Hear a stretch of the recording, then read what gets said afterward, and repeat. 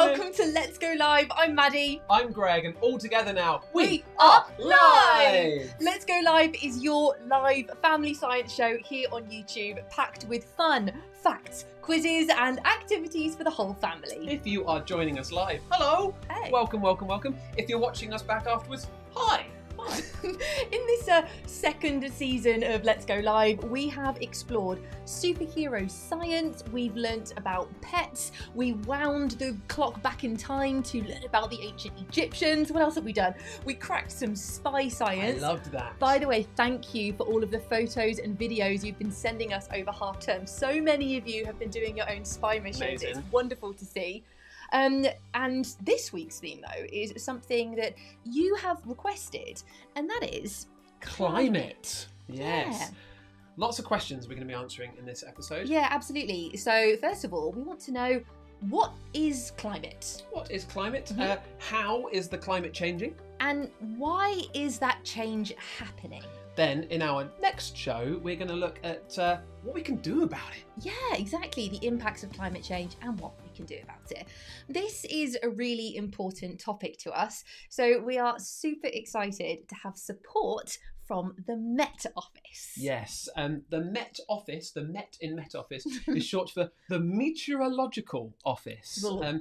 Not only are they the UK's National Weather Service, they're also home to world-leading climate science. Pretty impressive. Wow, yeah. We couldn't really ask for a better bunch of teammates with this particular theme, so No. Thank you so much to the Met Office.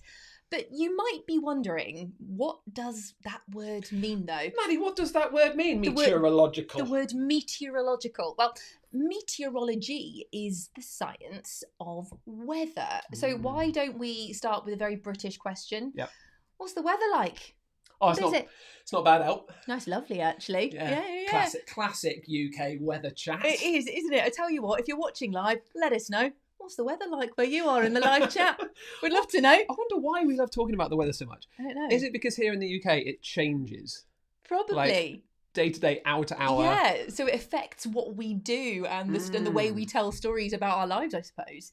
But what I want to know is, what's the difference between the weather and climate? Because aren't they basically the same thing? It's a very good question. To answer the question, what is the difference between weather and climate? I think we should bring back a special guest that's been on Let's Go Live before. That's a really good point. I'm just going to go and check that she's ready. Okay. Yeah, All good. right, then, Yeah, I'm check back on she's all set. To help us answer this question of what is the difference between weather and climate, I would like you to join me welcoming back to Let's Go Live meteorologist Maddie and her new intern, Drizzly Dave.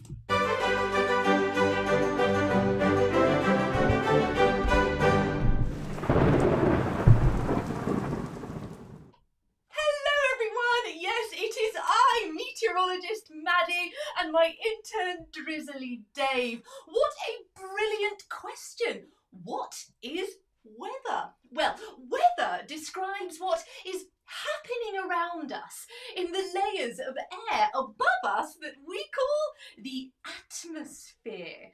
So scientists who study the weather, like me, are called meteorologists. So we look at how the weather is behaving today, tomorrow, or maybe even next week. And this is what we call a forecast. Isn't that right, Grizzly Dave? Yeah. Well, talking of which, I think it's time for a Let's Go Live weather forecast, don't you? Well, I am pleased to say we are off to a bright but breezy start in the United Kingdom.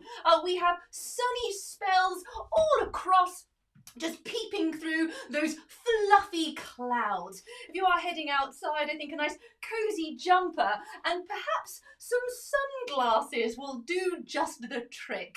But what about tomorrow? Well, the rain is going to set in. The temperatures will go up, so it's going to be warmer. However, we are going to have a bit of wet weather, some rain, especially in northern England and up towards Scotland as well. So for that, I think you might want to get a raincoat on.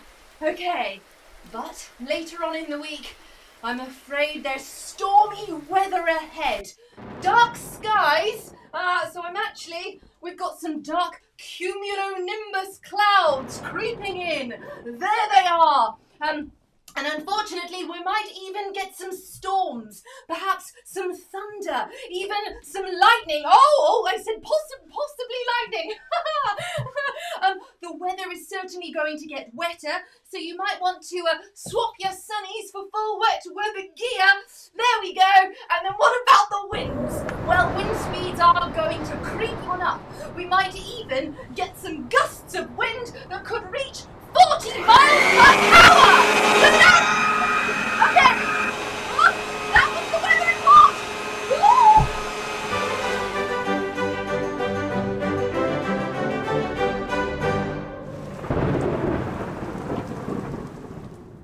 Okay, so, the weather is what's... Oh, it's still a bit windy in here. Oh, it's... Go away, wind. Okay, so... The weather is what's going on in the atmosphere hour by hour or maybe day by day. So what is climate? Well, I think we need to welcome back our guest. It's time again. Here she comes.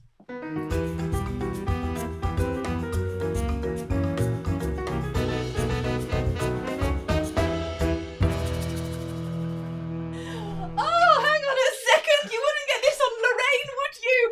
Okay, I'm back with a new segment. Who knew it? I'm a style icon. Yes, Yeah, you are. I'm here as your fashion expert. This is meteorologist Maddie's climate capsule wardrobes. So right now I am wearing all of the clothes that you might need for this week's weather. But here are the clothes you'll probably need for this year's climate in the UK. Yes, you see, where am I? Hello. Yeah, you see, the weather is what's happening in the atmosphere now or in the coming days or weeks, but the climate is what we expect the atmosphere to be like in a certain area, how it's going to behave over the coming year or even the next 10 years. Yes, Greg, absolutely. As we fashionistas like to say, the weather is how you choose your outfit, but the climate is how you choose your wardrobe. See what we did there? So right here, this is my climate capsule wardrobe for the UK. Here we have a mild climate, so sadly we expect warm, wet summers and warm, wet winters. So let me take you through it. We've got some t-shirts to, keep us going all year round. We need some shorts, because you never know, it might get hot in the summer. We've got some long trousers for all year round. We have some shirts, because it's all about layers here in the UK. Layers! Yes, layers. Jumpers for when it's getting quite chilly. And then, of course, I've got my raincoat on. Might rain, you never know. And some fluffy jackets and a scarf and a hat for when it really does get quite freezing. But Greg, I've actually prepared another climate capsule wardrobe for you. Ooh. But it's not for the UK, it's for Costa Rica. Okay, all right, let's have a look at where Costa Rica is on the globe. So Costa Rica is in Central America. So it's just there. There is Costa Rica. Which way around are you? You're over there. So I wonder how the climate is different in Costa Rica. Let me tell you, Greg. Well, Costa Rica has a tropical climate. That means we can expect it to be hot and wet all year round. Simple as that. So for you, Greg, I have pulled some really quite snazzy beach shorts. You can pair those with a vest. Don't even need sleeves. No t-shirts required. And then last but not least, a poncho. That's it. All year round. Vest, shorts, poncho, flip-flops. You're sorted. So there we go. Okay, so weather is what's going on in the atmosphere right now or in the next few days. Climate is what we expect the atmosphere to be like throughout the whole year or much longer. Or as we style icons like to say, climate is what you expect, but weather is what you get.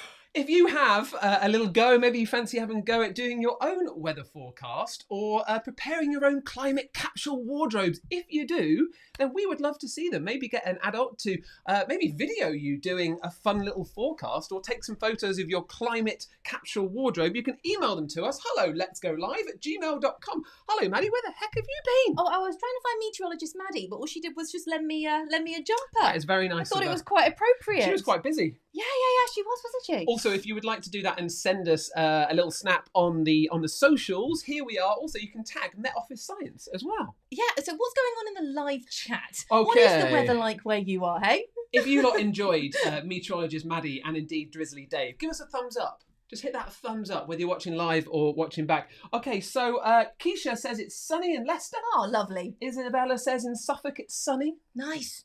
Maya says the weather is pretty overcast in North Wales.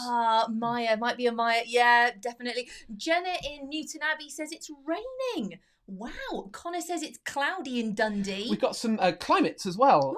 Someone in Spain says we get dry and warm summers here, but it's pretty wet in the winter. Right, okay. So actually what this tells us is that the weather is different all over the UK right now, as well as around the world, but that actually climates change depending on where you live as well. Oh, team from Japan say it's actually the climate's quite different in different areas of Japan, but it's quite hot and humid in the summer, quite cold in winter. Yeah, because some countries are so big that the climate might be different depending on whereabouts you live. Now, way back in Project Earth Week in season 1 of Let's Go Live, we made an entire episode all about weather wonders. We did. Yeah, and there were loads of activities in there. There was how to make a cloud in a bag.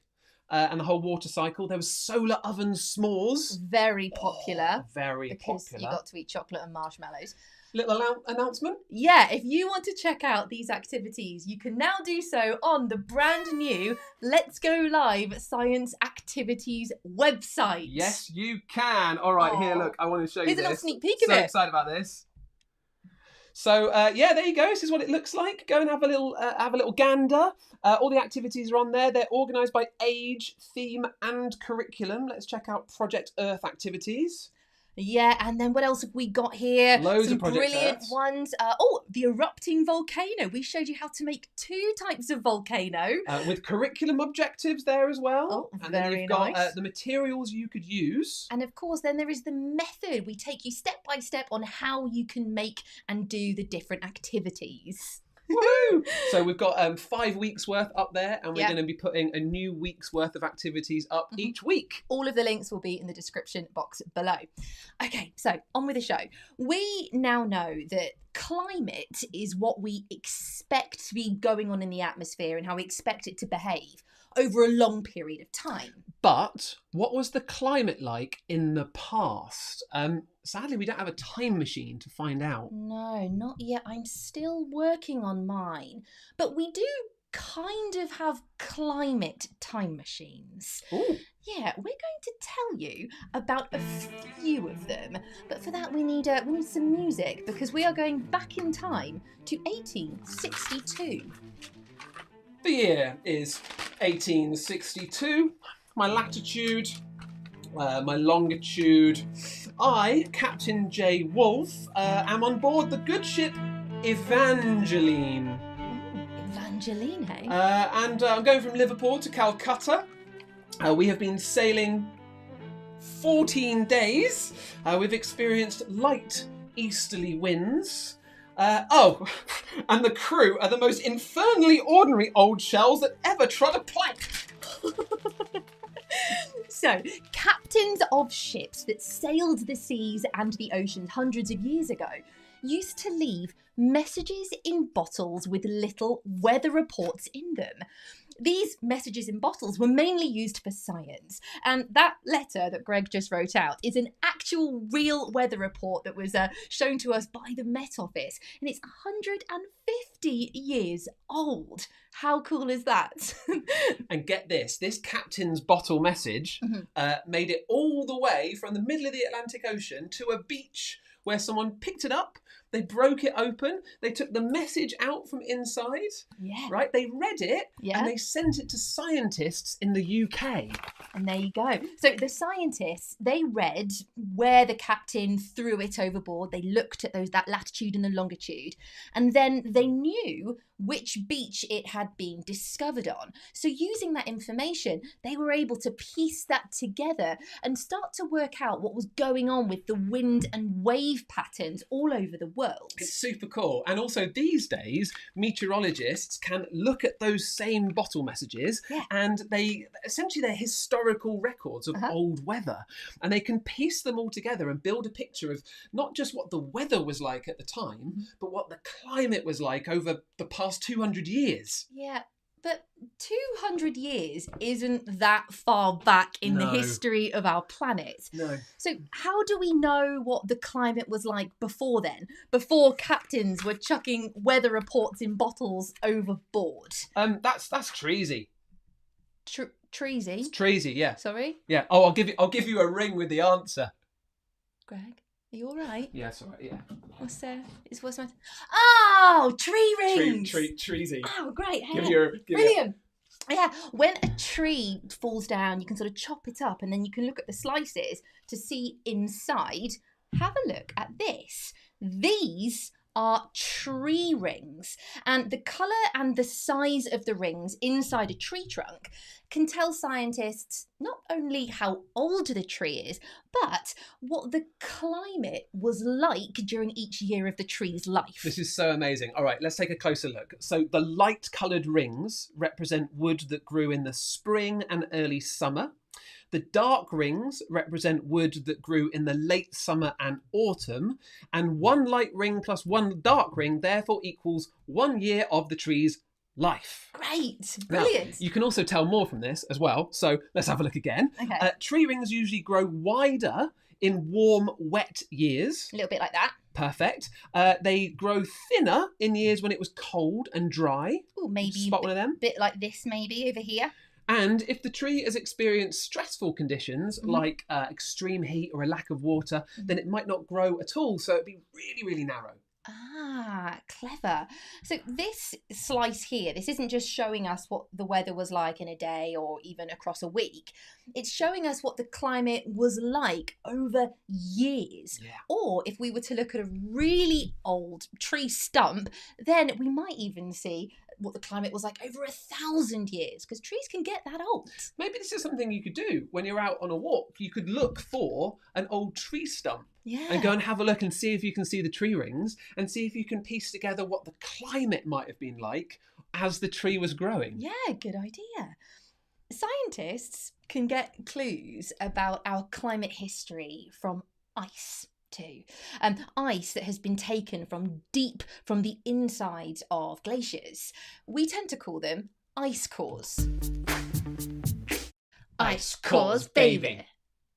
Don't know what happened there. No, me neither. Do you want to take Yeah, I'll take that away. Yeah. Moving on. Anyway. Moving on. So, ice cores. Yes. These are ice cores, our next natural climate capsule.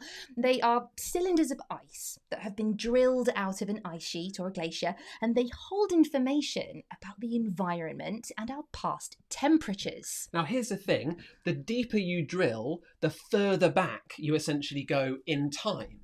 Right? So actually, some of the longest ones of these ice cores are 3 kilometres in depth, and the oldest ones go back 800,000 years. Whoa! Imagine that, sort of like a big cylinder of ice, 3 kilometres long, with 8. That's incredible. Isn't that incredible? That is absolutely incredible. But how do you get information about the atmosphere from a block of ice? Well, scientists actually look for the bubbles of air that are trapped inside the ice. That air was trapped all of those years ago when the ice formed. And these bubbles contain little samples of the atmosphere at the time. So they can look really closely at the types of gases that they find in the bubble. And from those gases, they can work out what the atmosphere and what the temperature was probably like. I think this is so incredible. It is, right? isn't it? You drill down, you get this ice core, you find the bubbles. Inside the bubbles, the sample of the atmosphere, and you can tell about the climate in the past. It's literally so cool. It's a time capsule in ice. Before Amazing. we put all of this information together from the tree rings and the ice cores and the other sources, Bottle messages. yeah, we'd like to show you a quick little make so Mm-hmm. that you can do some meteorology at home. Bottle messages might be a thing of the past, but we can have a go at recording the weather at home using recycled bottles. Yes. So this week, over the next 2 episodes, we're going to show you how to make your own weather station out of bottles, starting with a rain gauge. Here we go. Here is our rain gauge. This is the rain gauge. A rain gauge is a way of measuring how much rain falls where you live. So to make this, all you need are the following things. Thank you so much. There we to my go. assistant on my left. Let's have a look. Right, what do you need? Okay, so an empty plastic bottle out of the recycling. Yeah. Ideally a 2 litre, fizzy drink bottle. That'd be ace. Yeah, anything will work. Some scissors. Yeah, got those. Some jelly. Yeah. Jelly, awesome. Some sticky tape. Yeah, got some tape. And a ruler and a pen. Perfect, got everything we need. So to do this make, first of all, you want to get your plastic bottle out of the recycling, and then you want to cut off the top just like that. So about roughly around about 1/3, I would say. Okay. That'll do us. Now, the key thing is you need a flat bottom for your rain gauge. Yeah. Right? And this right now is not a flat bottom. It's got all these dimples in it. Mm-hmm. So this is where the jelly comes in. Right? Mm. You make your jelly as per the instructions. 4 or 5 cubes will do. Thank you very much. And you pour your jelly into the bottom of the container and then pop it in the fridge so it sets and you get this brilliant flat bottom on the bottle. Isn't that good? Right, brilliant. And you get another half a pack of jelly to eat afterwards. Bonus! So once you've done that, you've got your jelly. You want to get the top of the bottle that you took off, turn it upside down, and then just tape it in place. And you can see how we've done that on the finished rain gauge over here. Okay, then the next thing you then need to do is to put your ruler up against the side and mark centimetre gaps. So from 0 at the bottom, then 1, 2, 3, all the way up. All right, that's going to be the way that you're going to record how much rain has fallen into your rain gauge. Mm-hmm. And then lastly, you need to put it somewhere outside, sort of in an open area, so not under a tree. We actually sort of buried ours in the ground a little bit to stop the wind from blowing it over, and this is what it looked like. There you go, we just put it in a plant pot in the middle of the garden. Then all you want to do is just leave it out there and then just check how much rain falls. The way we did it was that we actually brought it in every night, checked the rain, emptied the water so we could start new the next day. Yeah. All right. Shall we have a look at some photos to see what the rain was like outside? Okay. last So week? on the first day, so this was Thursday, we probably got about 1 millimetre of rain, but we didn't think that you could see the water very well. So I sort of tipped the bottle a little bit so you could actually see that water. There it is. Promise. Friday, we had a little bit of drizzle in the morning. Oh, Drizzly Dave came out to help. Saturday, no rain at all. We had lovely sunshine here. Sunday, we did get a bit of drizzle, but Drizzly Dave only wanted to take an awkward selfie. Sorry about that. And then finally on Monday, there was some damp mist, but it didn't really trickle into the bottle. It sort of just stayed around the top of the rain gauge. What you could do, if you make a rain gauge, you could start making a weather diary. Oh, good idea. Where each day you record what the weather's like. So you can record how much rain you got in your rain gauge. Yeah, nice. Actually, I'm going to give you this over here because we're done with our bits. Yeah, thanks. But what's exciting, in our next episode, we're going to show you how you can take the data that you collect from your own rain gauge and put it into a special website. This is the meteorologist's weather observation website. Wow. Yeah. And it kind of means that you can be a meteorologist yourself and become part of science, which is super cool. So we'll tell you more about the Met Office's weather observation website in the next episode. All the stuff you need to make that make is in the video description, as always, below. If you do have a go at making it and you want to send us one over to have a look at, you can email us at hello@letsgolive@gmail.com, or you can snap a pic and you can put it on the social medias. Yeah. Show us your rain gauges. There we go. Okay. All right. So where are we? Wait. Words. Okay, so where are we? What happens when we piece together all of the information that we've got from the tree rings and also the ice cores, baby. Yeah. And the bottle messages as well. True. What does all that tell us? What do all of these climate time capsules tell us? Well, We're going to have a look at how the planet's temperature has changed in the past. Okay, all right. Then. Ooh, a graph. Okay, we are going to go 500 million years back. So you can see right back here, 500 million years ago. Wow. Right, today. And this Okay. is temperature. Okay, all right then. Let's start So hot, cold. way back when, Yep. right? First 100 million years were hot. Yeah, you can see this is high. Yeah, bit of a dip, but mostly very hot. Then the next bit, it gets colder for the next 100 million years. Okay. Then it kind of gets hotter and then colder again. Wow. So the climate has really changed a lot over the past millions of years. Yeah. Like a lot. Yeah, it has. Yeah, there were long periods when the planet was really hot. Uh-huh. And then there were long periods when it was really cold. And we call those really cold periods ice ages. Nice. Yeah, yeah. All right. Here's the thing, right? Here's the thing. When we talk about climate change, we normally talk about it as something that's only happened in the last few hundred years. Yeah. But actually, as we've just shown you, the Earth's climate has been changing ever since the Earth formed, which is 4.5 billion years ago. Actually, let's put that graph back up again.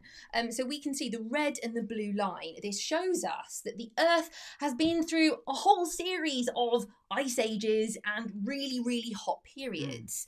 But remember, this whole graph is half a billion years. It's a big That's number. a long time. Yeah. So these changes, they might look quite extreme, but they happened really gradually. Yeah. And you can actually explain how these gradual changes happened by looking to nature, right? Yeah. Natural forces. Absolutely. Things like movement in the Earth's crust. What else have we got? We've got volcanic eruptions and even the way the Earth moves around the sun. Until recently, it was forces of nature like these that were the driving force behind climate change. But what I want to do now is have a look at how the climate has changed, how the temperature has changed in a more recent period, over the past 2,000 years, okay? For this, we need the pad of paper, because that's where the graph is. Just, hold that one up for me. Okay. Yeah, just hold it up. Wait. Bing! All right, okay. So now we're going from the year 0, all right, up through the year 1000, up to the year 2000 something. So we're here, okay? And again, it's temperature up over here. So let's have a look at the first kind of 1,000 years. Pew! So it wiggles, it wiggles up and down, right? But it's kind of constant, right? So the temperature's fairly constant. Now let's add on the next period. So we can see that it goes wiggly still, but the temperature's going down just a little bit. Down to about here, where it's about 1600, 1700. Oh, sorry. And then it gets a little bit warmer here, 17, 1800. And then let's just add on the last bit. Whoa! What? Whoa! Look at that. What is Okay, that? so something here, right, happened, and poof, climate. Something happened here. Temperature has just gone poof, right up. Wow. So what was it that happened around that time that made the climate change? Well, the temperature shot up by more than a degree. okay. That point at that steep bit. All right, then, well, let's go back in time again. So that was around the mid-1800s. And from the mid-1800s, we see that there was that shift in temperature. The degree, it might not seem like much, but actually it was the really fast change. That's the key. Yeah. We know that the climate has changed in cycles for millions of years. Yep. Okay, we saw that on the other graph. It got warmer and colder. But this is different. This here is a really fast change, very, very quick. Okay. So something happened around that time of the 1800s. What was it? Well, in the mid-1800s, something called the Industrial Revolution happened. This was when you got the arrival of steam engines and big factories that could make things quicker and cheaper. It was an amazing time of innovation, but in order to power all of this, we started to burn something.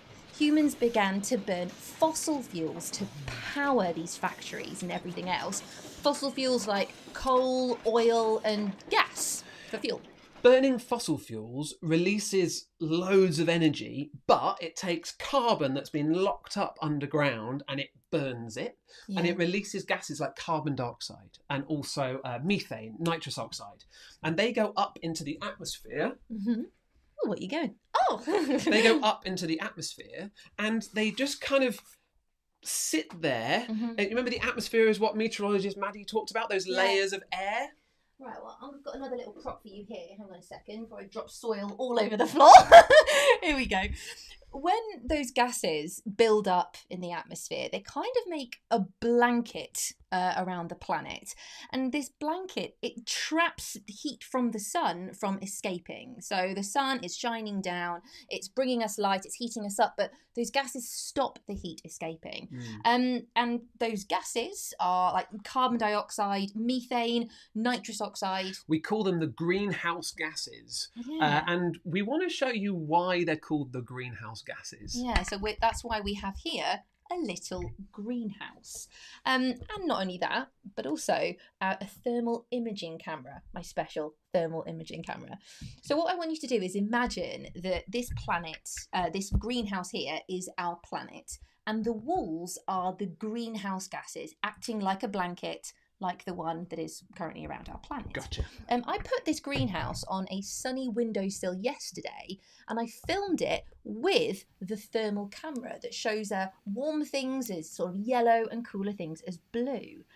Now, can you notice that the greenhouse looks warm? Right now it's about 18.4 degrees. But what do you think the temperature inside the greenhouse is going to be? Do you think the temperature inside is going to be warmer or cooler? Let's have a look. We opened it up, we put the camera on it, and here we go. See, it's yellower. It is warmer. Mm-hmm. It's just over 19 degrees inside the greenhouse. So just like the greenhouse gases, the walls of this little greenhouse, they let light in, it warms the planet up, but that heat finds it trickier to escape. So the planet can only get warmer and warmer. Here's another really important thing that it's good to remember, okay? The greenhouse effect, this warming, is actually really useful, okay? And it's really important for life on Earth. If we didn't have any greenhouse gases up there and a little bit of warming, some greenhouse gases trapping some heat, causing some warming, we would really struggle. But the problem is when the Industrial Revolution happened in the 1800s and produced loads more of those gases, then that heated the planet up more and more and more, way hotter than we needed. Yeah. And then we just haven't stopped producing those greenhouse gases. We burn fossil fuels now to power lots of things, from giant factories around the world to different types of transportation, like trains and aeroplanes. But that's not all. The way we farm food and raise animals has an impact. In Food Week, we learned that cows burp out lots of methane, which is 30 times more powerful than carbon dioxide as a greenhouse gas. Wow. But deforestation is also a problem. Trees do a brilliant job of removing carbon dioxide from the atmosphere. Great one, trees. But cutting them down means that carbon dioxide builds up quicker because there are less trees to absorb that carbon dioxide. All this has led to the warming of the planet that we call global warming. Yeah, and global warming is directly linked to the amount of carbon dioxide humans are pumping into the atmosphere, and it's causing our climate to change quicker than it ever has before. Sadly, the impact that global warming is having on our planet isn't great, but we're going to talk much more about that in our next show. We're going to talk about the effects of the greenhouse gases, the effects of global warming, but also what we can do about it. Yeah, but every single one of us has the power to do something to help right now, starting by simply talking about climate change in the first place. As we saw from those bottle messages that were written by the captains of ships all that time ago, stories have information, and sharing those stories can travel far and wide. So if we want to all learn more about climate change, we've just got to start talking about it. You're welcome, weather watchers. Ooh, weather watchers. Don't know where that came from. I really like that. Yeah. That's great. All right. Which reminds me, actually, if you do have a go at presenting your own weather forecast, like our own meteorologist Maddie, then we would love to see some weather forecasts. That would be really fun. So do ask Grown Up to send in little fun video clips of you if you'd like. And also, if you want to have a go at some of our weather activities, just check out the Let's Go Live Science Activities website. I wonder if anyone's going to make a climate capsule wardrobe inspired by meteorologist Maddie. Oh, what, like the UK and the Costa Rica Yeah, one? but I'd love, like, what would it be for Finland? What it would be for, like, the Sahara Desert? That's what I was thinking. Yeah, what's the climate capsule wardrobe for where you live? Before we kind of say au revoir, shall we do an awkward selfie? Oh, we should. I tell you what, I've got my little greenhouse here, or the planet, should I say? If you are new to Let's Go Live, hello, welcome. We always Hi. take an awkward selfie during the show. So this is the one. Pop someone in front of the screen. Get ready for an awkward selfie. Here we go. How's Ready? That's pretty good. I'll hold that one there. We're going sideways. that? I don't mind. I don't Look, mind. awkward as ever. Oh, yeah. There we go. Okay. I'm doing we'll that do then. that. Great. 1, 2, 3. It's the awkward selfie. Hang on. Ice course, baby. Awesome. All right. If you do take a picture, then share it with us on social. We love to see them. We really love to see where you're watching. Before we head off today, we would just like to thank the Met Office once again for supporting Let's Go Live this week. They really have been brilliant and they are a fountain of knowledge. Now, before we say goodbyes to those of you who are watching in the live chat, if you are watching back, thanks so much for joining us. Hope you found this one super interesting. Should we do a bunch of birthdays? Yeah. Let's do a bunch of birthdays. Okay, let's start with people whose birthday was yesterday. Yesterday birthdays. Okay. Tilly turned 6 yesterday. Woo! Dylan was 7 yesterday. Yeah. Josh turned 6 yesterday. And Rory was 8 yesterday. Yesterday, birthday noise. Happy birthday! Happy birthday. Today, Taylor and Rupert both turned 7. Happy birthday. And Ben is 8 today. Happy birthday! Happy birthday, Ben. And tomorrow, Ada is going to be 8 tomorrow. That's a message from her little sister, Hester. Happy birthday for tomorrow. Awesome. All right, let's do some goodbyes. Yeah, we have some schools who are watching. I would like to say, or Greg and I would like to say, a big hello and a goodbye to all the pupils at Willington Primary School, their teachers, teaching assistants, and the parents too. Thank you for watching today's show. Also, let's do a few more. Upland Primary School are watching. Orchards Junior School are watching. The John Perrin Primary School, hello you lot. And we've also got Brookfield Primary School and Milford Primary School. Hello everybody. You lot. All right, let's do some hellos and goodbyes to Verena in Sutton Coldfield. To Marcella and her brother in Cly. In Jonah and Ruby in sunny Norwich. Goodbye to Aisha in Dublin. Summer and Paige in Chester. Goodbye to Jonah and Ruby in sunny Norwich. I think I did that one. Bronwyn in Bristol. So keen when I said it twice. I can't see. This I'll one. leave my glasses Hang on. on. There we go. This one here. Let's work down some. Anna, Alex, Elsie and Esme. Bye. Annie, Jack and Henry. Joseph and Hannah. Goodbye. Molly and Alfred. Malik and Hamza. Veda, Althea, Majus, Jasmine, Declan, Olivia and Jacob. I'm going to do another bunch of names here, so listen up for yours. Goodbye to Lottie, Usman, Anna, Ginny, Navika, Theodore, Helena, Jaden and Charlie. Oh, we've had a bonus. Millie is 10 today. Birthday. Woo! Oh, gosh. Sorry about it. It's very far away. It's honestly quite difficult to see. Right, remember we've got a new schedule, so our next live show is Thursday morning at 11 o'clock. When we are going to be talking about the impact of climate change now, but also what we can all do to help. That's the most important thing. Until then, Stay curious. see you then. Bye. Bye.